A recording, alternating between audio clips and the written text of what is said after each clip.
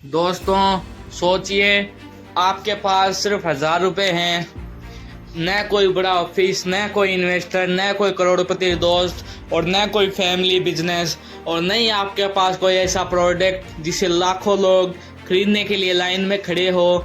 अब आपसे कहा जाए इसे छोटी सी रकम और अपनी मेहनत के दम पर एक ऐसा बिजनेस बनाओ जो आगे चलकर करोड़ों का कारोबार करे। ज़्यादातर लोग शायद कहेंगे 1,000 रुपये में आजकल होता ही क्या है, लेकिन भारत में एक ऐसे व्यक्ति की कहानी है जिसने बहुत छोटे स्तर से कंपाउंडर सर्विस के काम से शुरुआत की और आगे चलकर एक ऐसी कंपनी खड़ी की जिसे आज लाखों लोग क्विक हेयर के नाम से जानते हैं। उसका नाम है कैलाश कटकर। लेकिन इस कहानी की सबसे इंटरेस्टिंग बात ये नहीं कि उनकी कंपनी कितनी बड़ी हुई, सबसे इंटरेस्टिंग बात है शुरुआत कितनी छोटी थी। क्योंकि जब आप किसी बड़ी कंपनी को देखते हैं तो आपको उसका करोड़ों का कारोबार दिखाई देता है, लेकिन आपको वो छोटी दुकान, वो शुरुआती स्ट्रगल, वो छोटे कस्टमर और वो हजारों छोटे डिसीजन दिखाई नहीं देते जिनसे कंपनी बनती है। आज की वीडियो में हम इसी जर्नी को बिजनेस लेसन के साथ समझेंगे और अंत में आपको पता चलेगा 1,000 रुपये असली कैपिटल नहीं था, असली कैपिटल कुछ और था। कैलाश कटकर की कहानी का सबसे इम्पोर्टेंट हिस्सा है उन्होंने शुरुआत किसी बहुत बड़े मैन्युफैक्चरिंग प्लांट से नहीं की। उनका बैकग्राउंड टेक्निकल वर्क से जुड़ा था। उन्होंने कंप्यूटर और इलेक्ट्रॉनिक्स से जुड़ा काम सीखा और धीरे धीरे कंप्यूटर सर्विसिंग की तरफ बढ़े। अब ज़रा सोचिए, आज जब कोई कहता है मुझे बिजनेस शुरू करना है तो पहला सवाल होता है मेरे पास कितने पैसे हैं, लेकिन इस कहानी से एक दूसरा सवाल निकलता है मेरे पास कौन सी स्किल है जिससे मैं पैसा पैदा कर सकता हूँ। अगर आपके पास 1,00,000 रुपए हैं लेकिन कोई स्किल नहीं है तो पैसा खत्म हो सकता है, लेकिन अगर आपके पास एक वैल्यूबल स्किल है तो आप छोटी रकम से भी कमाई शुरू कर सकते हैं। यही डिफरेंस है कैपिटल और कैपेबिलिटी में। कैपिटल आपके पास मौजूद पैसा है, कैपेबिलिटी वो क्षमता है जिससे आप बार बार पैसा बना सकते हैं। और शुरुआती एंटरप्रेन्योर के लिए कई बार कैपेबिलिटी ज़्यादा वैल्यूबल होती है। अब इमेजिन कीजिए आप कंप्यूटर ठीक करते हैं, पहला कस्टमर आता है, आप उसकी प्रॉब्लम सॉल्व करते हैं, वह आपको पैसे देता है। अब आपके पास सिर्फ पैसा नहीं आया, आपको 3 चीज़ें मिली, पहला एक्सपीरियंस, दूसरा कस्टमर ट्रस्ट और तीसरा मार्केट फीडबैक। यही बिजनेस की असली शुरुआत है। आपको पता चलता है लोगों की प्रॉब्लम्स क्या है, वे किस चीज़ के लिए पैसा देने को तैयार है, किस काम में इतना समय लगता है, कौन सी सर्विस प्रॉफिटेबल है और कौन सा काम सिर्फ आपका समय खा रहा है। इसीलिए शुरुआती स्टेज में प्रॉफिट के साथ साथ लर्निंग भी बहुत इम्पोर्टेंट होती है। आपकी पहली 10 सेल्स शायद आपको करोड़पति न बनाए, लेकिन वे आपको सिखा सकती है कि अगली 1,000 सेल्स कैसे करनी है। अब एक और इम्पोर्टेंट चीज़ समझिए, शुरुआत में अगर आपका बिजनेस छोटा है तो आपको उसी हिसाब से सोचना चाहिए। अगर आप कंप्यूटर सर्विसिंग कर रहे हैं तो आपका पहला लक्ष्य ये नहीं होना चाहिए कि मैं देश की सबसे बड़ी कंपनी बनाऊंगा।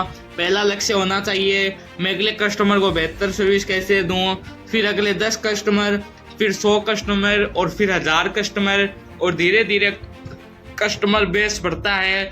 यही कंपाउंडिंग सिर्फ मनी में नहीं होती, रिपूटेशन भी कंपाउंडिंग होती है। एक कस्टमर खुश हुआ, उसने दूसरे को बताया, दूसरा कस्टमर आया, उसने किसी तीसरे को बताया, धीरे धीरे आपकी पहचान बनती है। आज इसे हम रिफरल मार्केटिंग कहते हैं, लेकिन छोटे बिजनेस में ये स्ट्रेटजी बहुत पहले से काम करती है। अब कहानी का सबसे इम्पोर्टेंट हिस्सा आता है।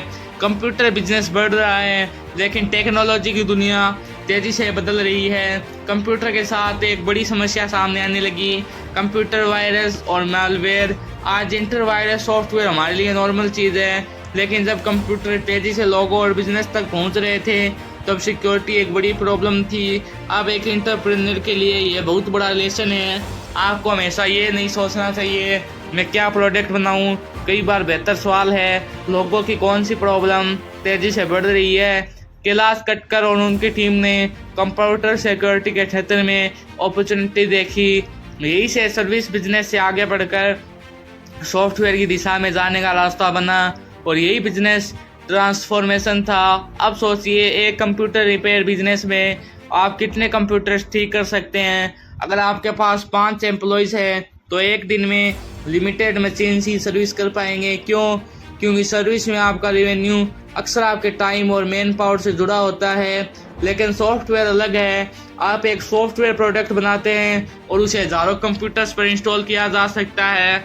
यानी सर्विस से प्रोडक्ट, ये बहुत बड़ा बिजनेस लीप है। सर्विस बिजनेस में ज़्यादा कस्टमर, ज़्यादा काम। प्रोडक्ट बिजनेस में एक सक्सेसफुल प्रोडक्ट बहुत सारे कस्टमर को सर्व करने की पॉसिबिलिटी, यही स्केलेबिलिटी है। और यही वजह है कि टेक्नोलॉजी कंपनीज बहुत तेज़ी से स्केल कर सकती है। लेकिन प्रोडक्ट बनाना आसान नहीं। आपको टेक्नोलॉजी चाहिए, टेस्टिंग चाहिए, कस्टमर सपोर्ट चाहिए, अपडेट्स चाहिए और सबसे इम्पोर्टेंट ट्रस्ट। क्योंकि एंटीवायरस सॉफ्टवेयर को कस्टमर अपने कंप्यूटर की सिक्योरिटी सौंप रहा है। अब इमेजिन करो, एक अननोन कंपनी कहती है हम आपका कंप्यूटर सुरक्षित रखेंगे, और दूसरी तरफ एक एस्टेब्लिश्ड कंपनी है। आप किस चीज़ पर ज़्यादा भरोसा करेंगे? यही वजह है कि सॉफ्टवेयर बिजनेस में सिर्फ प्रोडक्ट बनाना काफ़ी नहीं है, आपको ब्रांड बनाना पड़ता है। क्योंकि हिल ने धीरे धीरे भारत के कंज्यूमर और बिजनेस के बीच साइबर सिक्योरिटी ब्रांड बनाने की कोशिश की। और जैसे जैसे कंप्यूटर्स बढ़े, इंटरनेट बढ़ा, डिजिटल थ्रेट्स बढ़े, सिक्योरिटी सॉफ्टवेयर की ज़रूरत भी बढ़ी। यहाँ से एक छोटा टेक्निकल बिजनेस एक बड़े मार्केट से जुड़ने लगा। और बिजनेस में टाइमिंग बहुत इंपॉर्टेंट होती है। कभी कभी प्रोडक्ट अच्छा होने से ज़्यादा इम्पोर्टेंट होता है सही प्रॉब्लम को सही समय पर सॉल्व करना।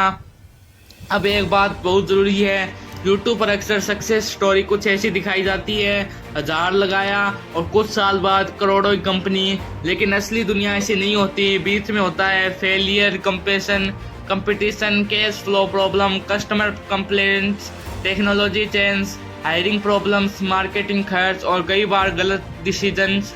इसलिए अगर आप बिजनेस शुरू कर रहे हैं तो पहली मुश्किल आते ही ये मत सोचिए शायद मेरा बिजनेस नहीं चल सकता। बिजनेस का असली टेस्ट तब होता है जब चीज़ें प्लान के हिसाब से नहीं चलती। आपको हर प्रॉब्लम से एक सवाल पूछना है, इससे मैं क्या सीख सकता हूँ? क्योंकि बिजनेस में हर मिस्टेक का कॉस्ट होता है। लेकिन अगर उसी मिस्टेक से आपकी डिसीजन मेकिंग बेहतर हो जाए तो वह फ्यूचर के लिए इन्वेस्टमेंट बन सकती है। अब मान लीजिए आपका छोटा बिजनेस प्रॉफिट कमाने लगा। आपके सामने 2 रास्ते हैं। पहला, प्रॉफिट निकालो, नई बाइक खरीदो, महंगा फ़ोन खरीदो, लाइफस्टाइल बढ़ाओ।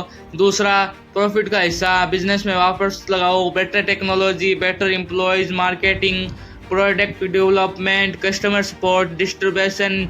यही डिफरेंस है इनकम और वेल्थ क्रिएशन में। इनकम वह पैसा है जो आपने कमाया। वेल्थ क्रिएशन में आप उस पैसे को ऐसी प्रोडक्टिविटी चीज़ों की लगाने की कोशिश करते हैं जो फ्यूचर में और वैल्यू क्रिएट कर सके। एक छोटा बिजनेस जब प्रॉफिट को लगातार ग्रोथ में इन्वेस्ट करता है तो धीरे धीरे उसकी कैपेसिटी बढ़ सकती है, और यही कंपाउंडिंग बिजनेस में भी काम करता है। अब एक बहुत बड़ा बिजनेस लेसन, मान लीजिए आपने दुनिया का सबसे अच्छा एंटीवायरस बना लिया, लेकिन सिर्फ 100 लोगों को पता है कि वह मौजूद है, तो बिजनेस कितना बड़ा होगा? बहुत छोटा। इसलिए प्रोडक्ट के साथ डिस्ट्रीब्यूशन, कस्टमर तक प्रोडक्ट कैसे पहुंचेगा, retail, storage, dealers, corporate sales, online partnership, यहाँ से बिजनेस का अलग लेवल शुरू होता है। कई इंटरप्राइज प्रोडक्ट बनाने पर इतना फोकस करते हैं कि बेचने की स्ट्रेटजी भूल जाते हैं। लेकिन मार्केट में अक्सर great product plus great distribution जीतता है। और टेक्नोलॉजी बिजनेस में डिस्ट्रीब्यूशन का स्केल बहुत बड़ा हो सकता है। एक प्रोडक्ट हज़ारों, लाखों और बहुत बड़े बड़े कस्टमर बेस तक पहुंच सकता है। अब जैसे जैसे बिजनेस बढ़ता है एक और ट्रांसफॉर्मेशन ज़रूरी होता है। शुरुआत में फाउंडर खुद हर काम करता है, कस्टमर से बात, प्रोडक्ट देखना, सेल्स, स्पोर्ट्स, मार्केटिंग।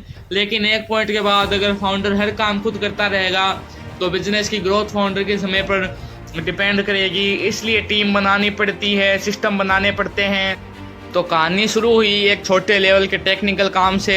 कैपिटल बहुत बड़ा नहीं था, लेकिन धीरे धीरे स्किल आई, कस्टमर आए, एक्सपीरियंस आया, मार्केट की प्रॉब्लम समझ आई और फिर उसी प्रॉब्लम को एक स्केलेबल प्रोडक्ट में बदलने की कोशिश की गई। यही असली बिजनेस जर्नी है। और अगर आपके पास आज सिर्फ 1000 रुपये हैं तो आपको ये नहीं सोचना चाहिए 1000 से करोड़ कैसे बनेंगे। पहला सवाल होना चाहिए, मैं इन 1000 से अपनी पहली जीनियन सेल कैसे करूं, फिर 10 सेल, फिर 100, फिर 1000 और हर लेवल पर अपने सिस्टम को बेहतर करते जाइए। क्योंकि करोड़ों का बिजनेस अक्सर करोड़ों रुपए से शुरू नहीं होता, वह शुरू होता है एक छोटी प्रॉब्लम को सॉल्व करने से, एक कस्टमर से, एक सेल से, और उस डिसीजन से कि मैं सिर्फ पैसा कमाने वाला नहीं बनूंगा, मैं ऐसा सिस्टम बनाऊंगा जो वैल्यू क्रिएट करे। अगर आपको ऐसी रियल बिजनेस स्टोरी और मनी स्ट्रेटजी पसंद है तो चैनल को सब्सक्राइब करिए, क्योंकि अगली वीडियो में हम बात करेंगे 10,000 से शुरू होने वाले ऐसे 5 बिजनेस जिन्हें बड़ा किया जा सकता है। मिलते हैं अगली वीडियो।